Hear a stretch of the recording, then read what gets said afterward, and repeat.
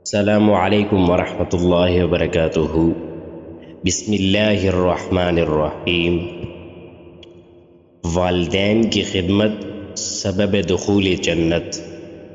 حضرت ابو ہریرہ رضی اللہ تعالی عنہ سے روایت ہے کہ رسول اللہ صلی اللہ علیہ وسلم نے ارشاد فرمایا، اس کی ناک خاک آلودہ ہو، پھر اس کی ناک خاک آلودہ ہو، پھر اس کی ناک خاک آلودہ ہو۔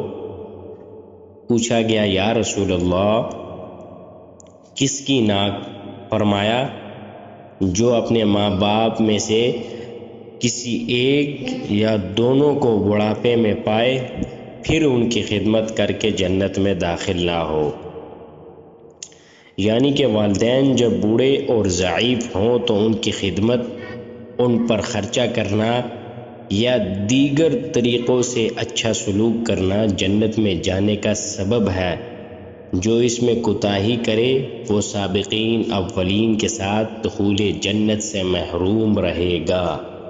اللہ تعالیٰ سے دعا ہے کہ اللہ ہمیں والدین کی خدمت اور عزت اور کرام سے ان سے پیش آنا چاہیے۔